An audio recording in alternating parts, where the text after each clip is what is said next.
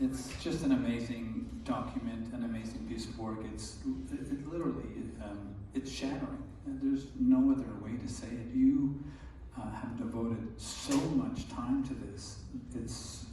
When did you start with I this? started in 2012, but my first book came out in '95, and that was Rena's Promise, and Rena was on the first transport. You just saw her, so she sort of inspired me, and I decided. I was living in England, and I discovered that it was $14 to go to Slovakia from England on Ryanair.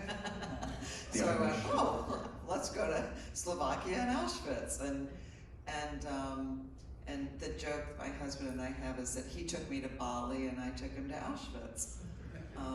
But yeah.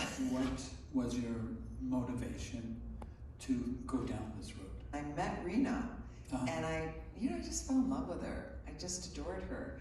And I had the same kind of relationship with Edith, and Elizabeth, and Judith, and I don't. There's something about these women that I really connect to, and I think my personal opinion is that there's a teenage girl in them. Of course. And there's a teenage girl in me, and we connect on that level, and it's a very special relationship. And I'm a good listener. Yeah. I just, I don't ask a barrage of questions.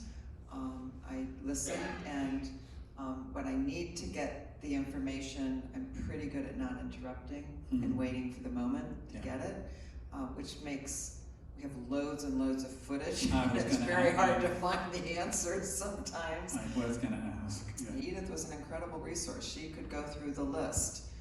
Oh, she survived. No one in the family came back, no, they're all gone.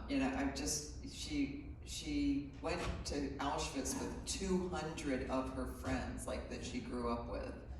And she could tell you it happened to every single one of them. So I took 2 years off and wrote the book. I had the research already, I just had to sit down at my desk and write it. And it, pretty much wrote itself. I look at my book and I go, okay, I described this. Now I have to go find a picture that does that, which was not easy. But 18 different languages the book gets translated? Yeah. That's 19. 19. It's not exactly, common to have that many. Yeah, and I will say, I think the story strikes a nerve. I think it does the film, I hope the film does as well. I think because this is a story of young women, mostly teenagers, it came out, right around, right after the Me Too movement. It's interesting, the countries where it was marketed as a woman's story, it became a bestseller. They did fly me to Spain, and every single interview was on TV, on radio, and in the press. Every single interview said, "Why girls? Tell us why." And that's where we went every single time. And it was just, I can't tell, it was extraordinary. It was incredibly intimate. We had these powerful, powerful conversations about why young women were targeted. And it was a conversation I really wanted to have, and I didn't get to have that conversation in America, which was disappointing. This is a story of girls and women in history and any time in war. Yeah. Women and girls are the first targets. Yeah. We just showed it down in LA, and there were 3 young women from Ukraine who were here as refugees or going to college now. They waited in the theater for me to come out to hug me, and they were crying and said, "Thank you for telling this story."